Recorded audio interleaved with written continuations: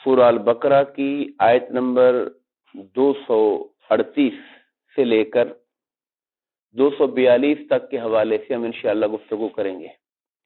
اللہ پاک نے ارشاد فرمایا حافظوا علی الصلوات، نمازوں کی حفاظت کیا کرو، حافظو حفاظت کیا کرو، علی الصلوات صلات کی جمع ہے صلوات، نمازوں کی حفاظت کیا کرو، والصلاۃ الوسطی خصوصاً درمیانی نماز کی، سب نمازوں کی حفاظت کرو، والصلاۃ الوسطی خصوصاً درمیانی نماز کی، وقوموا للہ قانتین، اور اللہ کی بارگاہ میں ادب کے ساتھ کھڑے ہوا کرو، قیام کرو ادب کے ساتھ۔ اس کی وضاحت اور تشریح سے پہلے ایک بات جس کی وضاحت کرنا ضروری ہے، پچھلا درس آپ کے ذہن میں ہوگا جس میں ہم نے طلاق یافتہ عورتوں میں سے وہ عورتیں جن کی رخصتی نہیں ہوئی تھی یا جن کا مہر مقرر نہیں ہوا تھا ان کے احکامات پر بات کی تھی۔ اب ان احکامات پر بات کرتے کرتے اچانک ہی قرآن نے نماز کی طرف رخ کر لیا کہ نمازوں کا خیال کیا کرو، خصوصاً درمیانی نماز کا۔ اور یہ آیت جب ختم ہوگی تو اس کے بعد پھر شروع کر دیا کہ وہ لوگ جو تم میں سے فوت ہو جائیں اور پیچھے اپنی بیویاں چھوڑ جائیں تو ان کی عدت کا بیان پھر شروع ہو گیا۔ جو پوائنٹ میں آپ کے سامنے رکھنا چاہتا ہوں وہ یہ ہے کہ اس آیت صلاۃ اور آیت نماز سے پہلے بھی عورتوں کے احکام ہیں، اور اس آیت کے بعد بھی رکوع ختم ہونے سے پہلے پھر عورتوں کے احکام ہیں۔ درمیان میں یہ آیت آ گئی نماز والی۔ آخر اس کی کوئی حکمت ہے؟ اللہ تعالیٰ اپنے جس کلام کو، جن الفاظ کو، جن آیات کو جہاں جہاں پہ رکھتا ہے، آپ جانتے ہیں کہ قرآن مجید پورا کتابی شکل میں نازل نہیں ہوا، اس کی کچھ صورتیں یا کچھ آیتیں آہستہ آہستہ نازل ہوتی رہیں، اور جو آیتیں جو صورتیں آتی تھیں تو رسول اللہ صلی اللہ علیہ وسلم خود فرماتے تھے کہ اس صورت کو فلاں صورت سے پہلے یا فلاں کے بعد رکھ لو، اور ان آیتوں کو فلاں صورت کی فلاں آیتوں کے بعد یا اس سے پہلے رکھ دو۔ ترتیب حضور خود بتایا کرتے تھے۔ اب اس ترتیب میں جو بات قابل غور ہے اور قابل توجہ ہے وہ یہ ہے کہ اس کے اول و آخر میں خواتین کے احکامات کا ذکر ہے، اس کے درمیان میں نماز والی آیت آئی ہے۔ اس سے اشارہ یہ مقصود ہے کہ اہل ایمان خواتین اور بچوں کے معاملات میں مشغولیات کہیں تمہیں نماز سے غافل نہ کر دیں، نمازوں کی حفاظت کرنا۔ انسان جب اپنے بچوں کے ساتھ محبت، اپنے گھر والوں کے ساتھ محبت اور تعلق کے اندر ایک خاص لیول میں آگے بڑھ جاتا ہے تو اس کا امکان پیدا ہو جاتا ہے کہ کہیں گھر والوں اور بچوں اور مال و دولت کی محبت انسان کو اللہ کی یاد سے غافل نہ کر دے۔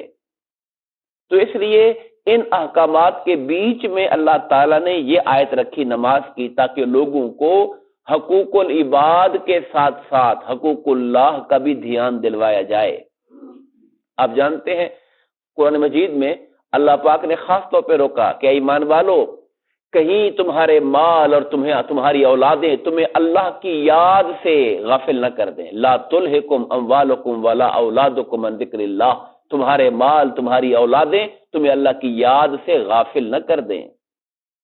اور ایک اور مقام پہ فرمایا کہ بعض تمہارے اولادوں میں سے، تمہارے گھر والوں میں سے بعض وہ ہیں جو تمہارے لیے آزمائش ہیں، فتنہ، آزمائش ہیں، کہ ان کی وجہ سے کہیں تم اپنے دین سے پیچھے تو نہیں ہٹ جاتے ہو، دین کے احکامات پر عمل کرنے میں کمزور تو نہیں ہو جاتے ہو، کہیں وہ تمہیں حلال کی بجائے حرام کی طرف تو نہیں دھکیل دیتے ہیں۔ فتنہ بھی ہے تمہارے لیے، آزمائش بھی ہے تمہارے لیے۔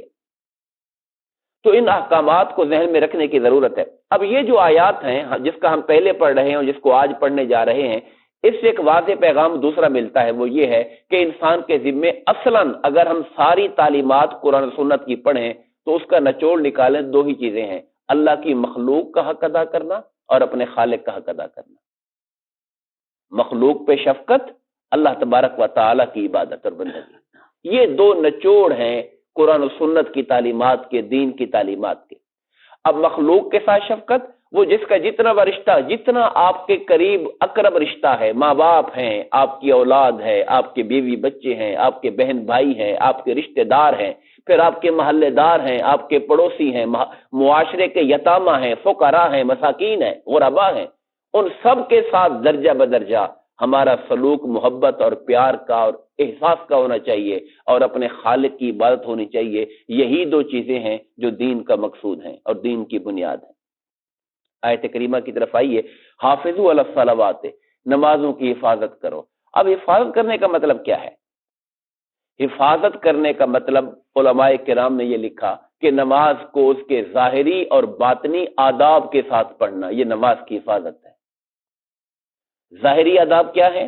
وہ ہمیں پتہ ہے کہ آپ کا اچھے طرح سے وضو کرنا، آپ کے جسم کا، آپ کے لباس کا، آپ کی نماز کی جگہ کا پاک ہونا، ناپاکی سے آلودہ نہ ہونا، کپڑوں کا صاف ستھرا ہونا، آداب ہیں یہ نماز کے۔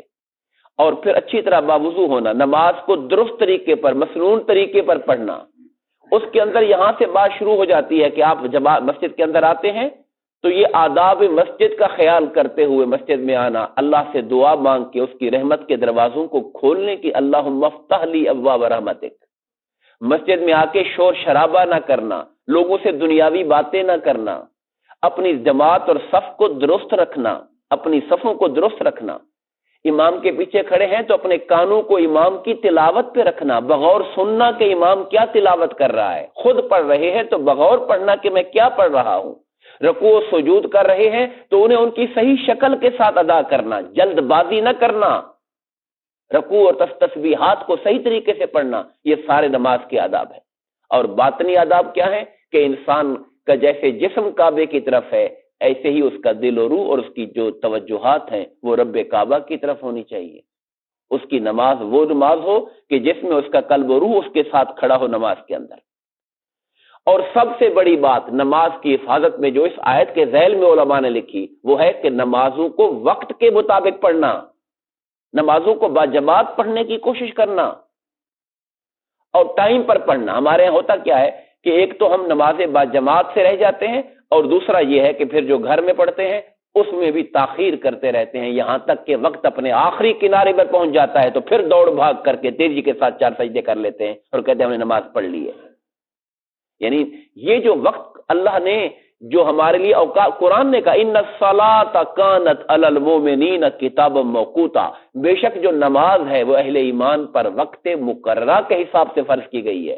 ٹائم اللہ نے رکھا ہوا ہے ہمارے لیے نماز کا، اور اس ٹائم کی جو لیمیٹیشنز ہیں، اس کا جو دورانیہ ہے، اس کا ذکر قرآن میں اشارتاً ہے، اور حدیث پاک میں آقا نامدار علیہ الصلوۃ والسلام نے بذات خود متعین کر دیا کہ اس ٹائم سے وقت شروع ہوتا ہے، اس ٹائم تک وقت ختم ہو جاتا ہے، اور اس میں اچھا بہترین وقت پڑھنے کا یہ ہے، اور حضور کس ٹائم پڑھتے تھے، سنت ٹائم وہ ہے۔ یہ ساری باتیں ہمیں احادیث کے اندر ملتی ہیں۔ والصلاۃ الوسطی، خصوصاً درمیانی نماز کا، درمیانی نماز کون سی ہے؟ اس پر مختلف اقوال ہیں، مگر جو زیادہ معروف قول ہے وہ یہ ہے کہ یہ عصر کی نماز ہے۔ ظہر کے بارے میں بھی کہا گیا، اقوال ظہر کے بارے میں بھی ہیں۔ ویسے تو 5 نمازیں ہیں، آپ کسی ایک کو سینٹر بنا سکتے ہو۔ بعض نے کہا ظہر اس اعتبار سے درمیانی ہے کہ وہ دن کے درمیانی حصے میں پڑھی جاتی ہے، یعنی سینٹر آف دا ڈے، دن کے درمیانی حصے میں پڑھی جاتی ہے۔ اور عصر اس لیے درمیانی ہے کہ اس کے پیچھے 2 نمازیں فجر ظہر کی گزر چکی ہوتی ہیں اور مغرب عشاء آگے آنے والی ہوتی ہیں۔ اور ایک حدیث صحیح کے اندر یہ ملتا ہے، غزوہ خندق کے موقع پر جب نبی پاک صلی اللہ علیہ وسلم جہاد فرما رہے تھے، کفار نے جنگ میں اتنا مشغول رکھا ہوا تھا کہ آپ نے اپنی ظہر اور عصر اور مغرب کی نمازیں رہ گئی، عصر کی اور مغرب کے بعد جا کے نماز پڑھی۔ تو آقا نے فرمایا اللہ ان کافروں کے پیٹوں کو، ان کی قبروں کو جہنم کی آگ سے بھر دے، انہوں نے ہمیں صلاۃ وسطیٰ پڑھنے سے محروم رکھا، یعنی انہوں نے ہماری صلاۃ وسطیٰ مس کروا دی۔ تو اس سے مراد عصر کی طرف اشارہ تھا آپ کا۔ تو اس لیے علماء کرام کی بڑی تعداد صلاۃ وسطیٰ کی تفسیر میں عصر کی طرف گئی۔ وقوموا للہ قانتین، اور اللہ کی بارگاہ میں فرما برداری کے ساتھ بادب کھڑے ہوا کرو۔ قیام کرتے ہوئے بھی انسان کھڑا ہے تو لگے کہ اللہ کی بارگاہ کے اندر کھڑا ہوا ہے۔ اس کے اندر حسب ترتیب علماء، حسب ترجیحات علماء، اب جانتے ہیں کہ ہم احناف کی رائے یہ ہے کہ ہاتھ ناف کے اوپر باندھنے چاہیے، بعض شوافے کی رائے یہ ہے، مالکیہ کی رائے یہ ہے کہ ہاتھ کھول کے پڑھنے چاہیے۔ بہرحال اور ہر ایک کے پیچھے روایات ہے، میں کسی کی تشریح کو، کسی کے طریقے کو غلط قطعاً قرار نہیں دیتا ہوں، چونکہ ہر ایک کے پیچھے روایات موجود ہیں، ہم نے ان روایات کو ترجیح دی، ہمارے ائمہ نے، مگر جس بھی حال میں کھڑے ہوں، کھڑے ہونے میں ادب ہونا چاہیے، ایک اللہ کی بارگاہ میں کھڑے ہونے کا احساس ہونا چاہیے۔ ہمارے یہاں بعض لوگ ایک پاؤں پہ کھڑے ہوتے ہیں، بعض دوسری ٹانگ پہ کھڑے ہوتے ہیں، یعنی وزن کبھی ادھر ڈالا ہوا ہے کبھی ادھر ڈالا ہوا ہے، 1-1.5-2 منٹ کا قیام ہوتا ہے، اس کے اندر بھی ہم سے طریقے سے کھڑا نہیں ہوا جاتا ہے۔ تو قرآن مجید فرما رہا ہے اللہ کی بارگاہ میں بادب طریقے سے کھڑے ہو۔ صحابہ کرام کہتے ہیں کہ ابتدائی نماز کے اندر ہم آپس میں بات کر لیا کرتے تھے، یعنی کوئی آیا تو ہم سرکار کو ہم آتے تھے السلام علیکم، حضور نماز میں ہوتے تھے اور حضور نماز میں جواب بھی دے دیتے تھے، لیکن جب ہم حبشہ کی ہجرت سے واپس آئے اور پھر ہم نے آ کر کہا السلام علیکم، سرکار نے جواب نہیں دیا، ہم نے پوچھا حضور ہم نے سلام کیا تھا جواب نہیں دیا، کہا نماز کی مشغولیت ہے، اور نماز میں اللہ نے قوموا للہ قانتین کا حکم دیا ہے، پھر بول چال کو ختم کر دیا گیا۔ فَإِنْ خِفْتُمْ فَرِجَالًا، اور اگر تمہیں ڈر ہو، حالت خوف کا عالم طاری ہو، تو تم پیادہ بھی نماز پڑھ سکتے ہو، سوار بھی نماز پڑھ سکتے ہو۔ اب یہاں بہت تفصیلات ہیں، میں صرف اشارہ کرتا ہوں 2 جملوں میں۔ ایک حالت جنگ کی نماز ہے، اس میں تو قرآن نے طریقہ سکھایا کہ 2 جماعتیں بن جائیں، اور اگر سرکار خود ان میں موجود تھے جب، اور ہر ایک کی شوق ہوتا تھا کہ حضور کے پیچھے نماز پڑھیں، تو کہا کہ پھر حضور کے پیچھے ایک جماعت 1 رکعت نماز پڑھے، اگر 2 رکعت کی نماز ہے تو 1 رکعت پڑھ کے چلی جائے، اور دوسری جو جماعت ہے وہ آ کے حضور سے شامل ہو جائے۔ اور جو پہلی جنگ 2 حصے کیے تھے تاکہ ایک حصہ دشمن کے ساتھ جنگ میں رہے اور دشمن کو نمازیوں پر حملہ کرنے سے روکے رکھے، اور پھر وہ 1 رکعت جب پڑھ لیں تو وہ جو پہلے حفاظت پر تھے اب وہ آ کے حضور کے ساتھ شامل ہو جائیں، حضور کی دوسری رکعت بن جائے گی، ان کی پہلی رکعت بن جائے گی۔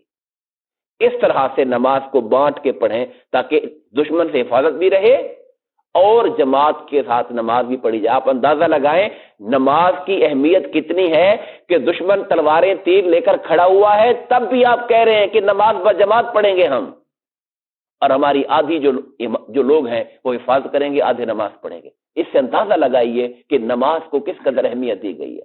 دوسرا پہلو اس کا یہ ہے کہ اگر کوئی اور حالت خوف ہے، ہم کسی سفر میں دشمن رکنے نہیں دے رہا ہے، سواری روک نہیں سکتے ہیں، تو سواری میں نماز پڑھنے کی اجازت بھی اس آیت کے اندر موجود ہے۔